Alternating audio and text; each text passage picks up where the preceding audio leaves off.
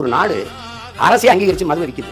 அறிவை வளர்க்கும் கல்வியை தனியாற்ற கொடுத்துட்டு, கல்லூரியை தனியாற்ற கொடுத்துட்டு, உயிர் காக்கும் மருத்துவம் தனியாற்றுது.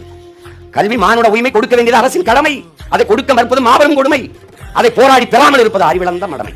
இது மருத்துவம் ஒரு மகத்தான சேவை, அதன் மக்களுக்கு தேவை. அது என் முதலாளிகிட்ட போச்சு. உயிரும் அறிவும் மிக உயர்ந்த விற்பனை பண்டமாயிருச்சு. உலக உயிர்களின் உயிர் தேவை தண்ணீர். எல்லா உயிருக்குமான பால் தண்ணீர். உலகத்தில் எல்லாராலும் ஏற்றுக்கொள்ளப்பட்ட தத்துவம் என்று ஒன்றே கிடையாது. என் அன்பு தம்பி தங்கைகளே, அது மார்க்சியமாகட்டும், லெனின் ஏதாகட்டும், நபிகளார் சொன்னதாகட்டும், இறைமகன் இயேசு சொன்னதாகட்டும், புத்தன் சொன்னதாகட்டும், யார் சொன்ன தத்துவம் உலகம் முறம் ஏற்றுக்கொள்ளப்படல. எல்லாராலும் ஏற்றுக்கொள்ளப்பட்ட தத்துவம் என்று ஒன்று கிடையாது. எல்லாராலும் ஏற்றுக்கொள்ளப்பட்ட ஒன்று இருக்கின்றால் அது தண்ணீர் தான். அந்த தண்ணீர் எப்படி பெரிய விற்பனை பண்டமா வந்துச்சு? நீங்க குடிக்கிறது படிக்கிறீங்க எல்லாரும், அது தண்ணீர் தானா உங்களுக்கு தெரியுமா? யார் உறுதி தருவா? அது குடிக்கிற தரத்தில் இருக்குன்னு யார் சொன்னது? பிறக்கும் போதே குழந்தை புற்றுநோயோட பிறகு பொறுப்பு யாரு?